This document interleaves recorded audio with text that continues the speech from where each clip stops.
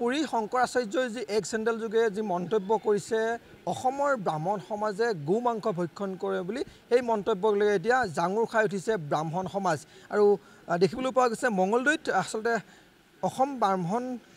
সমাজৰ সমন্বয়ৰক্ষী ব্ৰাহ্মণ সমন্বয়ৰক্ষী সমিতিৰ উদ্যোগত এক বিশেষ প্ৰতিবাদী সভা আয়োজন কৰিছে আৰু তেওঁলোকে এই যি মন্তব্য এই মন্তব্যক পোনপটীয়াভাৱে গৰিহণা দিছে আমি কথা পাতিম বিষয়ববীয়াসকল আছে ব্ৰাহ্মণ সমাজৰ প্ৰথমতে আপোনাৰ ওচৰলৈ আহিছোঁ এক দুৰ্ভাগ্যজনক কথা যিটো কথা আমি অবাঞ্ছিত যে পুৰীৰ শংকৰাচাৰ্য নিখিলানন্দ সৰস্বতী তেওঁ যোৱা 20 জুন তাৰিখে এটা মন্তব্য আগবঢ়ায় যে অসমৰ ব্ৰাহ্মণ সমাজে ব্ৰাহ্মণসকলে মানে গোমাংস ভক্ষণ কৰে মানে গোমাংস ভক্ষণ খায় আৰু গতিকে এই কথাটো তেওঁ ক'লে তেওঁ হেনো আহি অসমত বুজাই বঢ়াই আমাৰ ব্ৰাহ্মণসকলক মানে কৈছে যে গোমাংস খাব নাপায় এইটো বেয়া কথা তেতিয়া আমি মানে বাদ দিছোঁ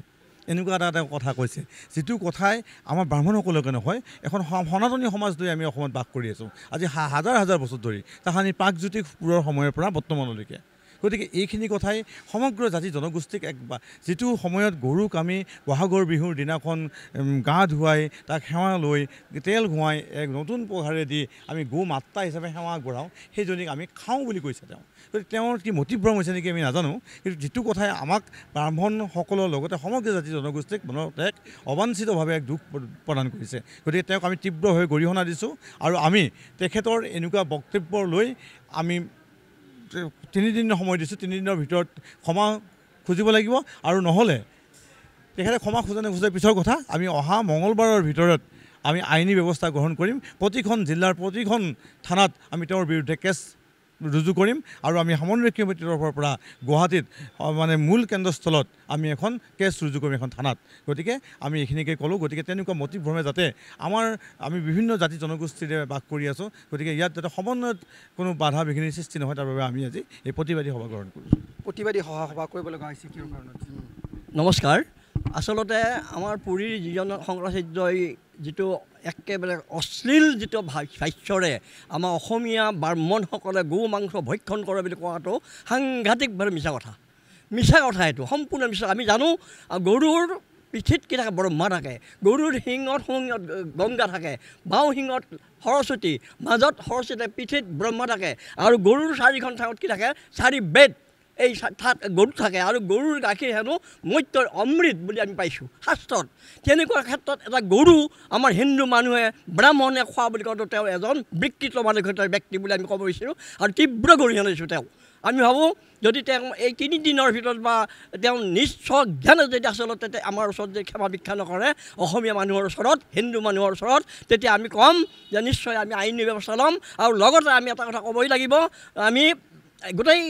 আমাৰ অসমৰে নহয় সনাতন হিন্দু ধৰ্মৰ সকলৰ ওপৰতে আচলতে তেখেতে ডাঙৰ আঘাত আনিছে আমাক নৈতিক আধ্যাত্মিক আৰু সামাজিকভাৱে এই বাক্যটো তেওঁ শংকৰাচাৰ্যৰ বাক্যটো গো ভক্ষণ কৰা কথাটোৱে আমাক আচলতে লজ্জাপ দিয়াই নহয় সাংঘাতিকভাৱে আমি মানুহে আঘাত পাইছোঁ আৰু ভগৱানে নিশ্চয় তেখেতক অভিশাপ দিব পুৰীৰ নিচিনা এখন ঠাইত এই বক্তব্য ৰাখিছে তেওঁ নিশ্চয় ভগৱান আছে আমাৰ সেই ভগৱানে তেখেতক অভিশাপ দিব বুলি মই কৈছোঁ আজি হয় নিশ্চয়কৈ আচলতে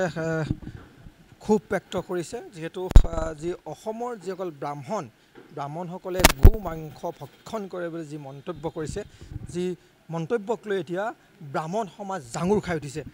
এক দুৰ্ভাগ্যজনক এই ধৰণৰ মন্তব্যই কিন্তু কি ক'ব আচলতে পুৰীৰ শংকৰাচাৰ্য মহোদয় তেখেত এজন খুব বন্দী বিদগ্ধ পণ্ডিত তেখেত শ্ৰদ্ধাৰ ব্যক্তি আৰু পুৰী জগন্নাথ মন্দিৰ হ'ল আমাৰ সূৰ্য মন্দিৰ সূৰ্য উপাসনা মন্দিৰ সেই মন্দিৰৰ পৰাই যেতিয়া এজন ধৰ্মগুৰুৱে অসমৰ ব্ৰাহ্মণে গাই খায় বুলি তেওঁ মানে তেখেতে কৈছে এটা গোকাত মিছা কথা কৈছে আমি এক চেণ্ডেল যোগে প্ৰকাশ কৰিছিল নেকি হয় তেখেতে এক চেণ্ডেল যোগে এইটো কৈছে আৰু কোৱাৰ কাৰণে তেখেতে গোটেই তেখেতৰ লাখ লাখ ফলোৱাৰ আছে এই ফলোৱাৰবিলাকৰ মাজত গোটেই প্ৰচাৰ হৈছে তাৰ কাৰণে আমি অসমৰ গোটেই সমগ্ৰ ব্ৰাহ্মণ সমাজ লজ্জিত হৈছোঁ আৰু অপমানিত হৈছোঁ আৰু আমি দুখ পাইছোঁ তেখেতৰ দৰে এজন ধৰ্মগুৰুৱে এনেকুৱা ধৰণৰ এটা অবাঞ্ছিত মন্তব্য দিয়াৰ কাৰণে আৰু আমি আমাৰ অসম চৰকাৰে যিহেতু আমাৰ মাননীয় মুখ্যমন্ত্ৰী মহোদয়ে অসমত গো হত্যা বন্ধ কৰিবৰ কাৰণে যিহেতু গো পূজা কৰা হয় অহৰহ প্ৰচেষ্টা কৰি আছে এই প্ৰচেষ্টা হয়তো প্ৰতিহত কৰিবৰ কাৰণে এটা ৰাজনৈতিক ষড়যন্ত্ৰ হ'ব পাৰে তেখেতৰ মুখেদি কোনোবাই এই কথাষাৰ ব্যক্ত কৰাইছে গতিকে এনেকুৱা ধৰণৰ মানুহ এনেকুৱা ধৰণৰ ব্যক্তিক আমি তীব্ৰ ভাষাৰে গৰিহণা দিছোঁ আৰু তেখেতক আমি 3 দিনৰ ভিতৰত এনেকুৱা অবাঞ্ছিত মন্তব্য উঠাই ল'বৰ কাৰণে আমাৰ ফালৰ পৰা দাবী জনাইছোঁ আৰু যদি তেখেতে 3 দিনৰ ভিতৰত এই অবাঞ্ছিত মন্তব্য উঠাই লৈ অসমৰ ৰাইজৰ ওচৰত ক্ষমা নোখোজে অসমৰ সনাতনী ধৰ্মৰ মানুহৰ ওচৰত ক্ষমা নোখোজে অসমৰ ব্ৰাহ্মণ সকলৰ ওচৰত ক্ষমা নোখোজে তেতিয়া আমি আইনী ব্যৱস্থা ল'বলৈ বাধ্য হ'ম নিশ্চয়কৈ ব্ৰাহ্মণ সমন্বয়ৰক্ষক সমিতিৰ উদ্যোগত আচলতে বিশেষ ব্যৱস্থা লোৱা হৈছে যে যদি তেওঁ ক্ষমা নোখোজে তেওঁৰ বিৰুদ্ধে এজাহাৰ দাখিল কৰা হ'ব তেওঁৰ বিৰুদ্ধে প্ৰতিখন থানাত আছে এজাহাৰ দাখিল বুলি হুমকাৰ দিছে আৰু আচলতে লজ্জাজত হৈছে সমগ্ৰ ব্ৰাহ্মণ সমাজ লজ্জাজত হৈছে যি মন্তব্য কৰিছে সঁচাকৈয়ে অতি দুৰ্ভাগ্যজনক কথা অসমৰ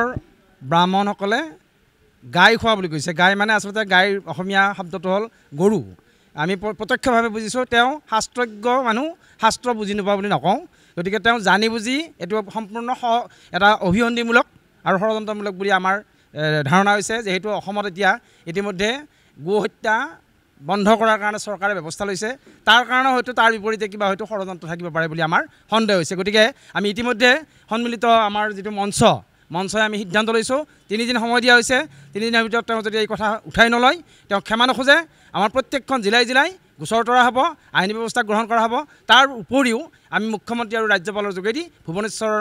উৰিষ্যাৰ ৰাজ্যপাললৈকে আমাৰ স্মাৰকপত্ৰ প্ৰদান কৰা হ'ব তেখেতক আমি অনতিপলমে 3 দিনৰ ভিতৰত এই কথাখিনি উঠাই লৈ আমাৰ ব্ৰাহ্মণ সমাজ তথা অসমৰ উত্তৰ পূৰ্বাঞ্চলৰ সনাতনী ধৰ্মৰ লগত জড়িত ব্যক্তিসকলৰ ওচৰত ভিক্ষা মাগিবলৈ আমি দাবী জনাইছোঁ নিশ্চয়কৈ আচলতে পুনৰ কৈছোঁ যে ব্ৰাহ্মণ সমন্বয়ৰক্ষক উদ্যোগত এই বিশেষ ব্যৱস্থা আৰু আচলতে ক্ষোভিত হৈছে আৰু তীব্ৰ গৰিহণা দিছে আৰু